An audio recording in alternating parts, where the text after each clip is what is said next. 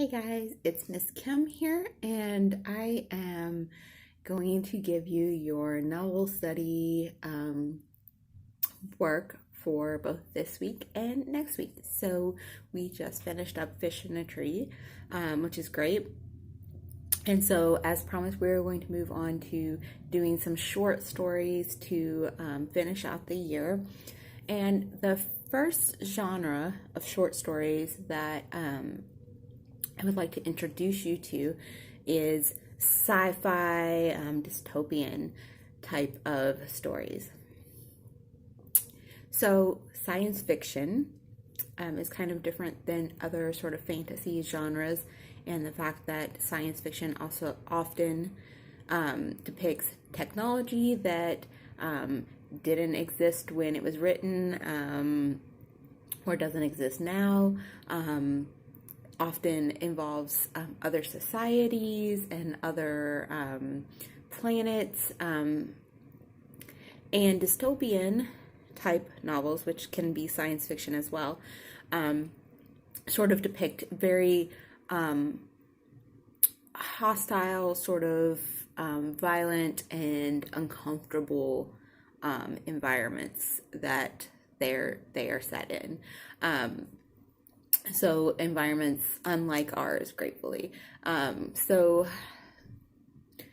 the author that we are going to be reading a short story from is an author named Ray Bradbury, who is very well known as an author of short stories, as an author of science fiction, and in particular sort of a master of the dystopian type of setting. So I wanted to do a little introduction to you about who Ray Bradbury is. And so I wanted to start with a little quote from Ray Bradbury, which says, "Don't think. Thinking is the enemy of creativity. It's self-conscious, and anything self-conscious is lousy. You can't try to do things. You simply must do things." Sorry, my dog is barking here. And I feel like this is very related to something I'm always telling you guys with art, which is that when you overthink things, you sort of start to almost kill your creativity. That mentality of I can't do it, or it's going to look dumb, or it's not going to look nice, or I'm not a good artist. Those things that I hear you guys say sometimes to yourselves, it's really overthinking, and it's really something that sort of suppresses your creativity. And so I love this quote from Ray Bradbury because it reminds me that sometimes, all the time maybe, in order to be creative, we sort of have to remove the limits that we place on ourselves. So Ray Bradbury is a very well-known sort of American icon, whose writings just continue to be influential and inspire readers now on, almost 70 years plus. He has a wealth of knowledge. He's a very intelligent man, intelligent writer. And he particularly writes a lot where sometimes not directly, but with undertones about political and social issues, and in particular education and education inequalities. So Bradbury was always a big proponent of education for children, in particular children learning to read by first grade, so that they could really have all of this access to all of this knowledge that's out there that you can get by learning to read. He has been a well-known critic of the educational system, and speaks out a lot about it, and also writes a lot about it, whereas not always being like direct about it, pinpointing those sort of inequalities and things that he sees. He is a very interesting guy, and I think you probably could get that just by reading his work, but he's known, is self-professed a cat lover. He's known to have a fear of flying. He never learned to drive.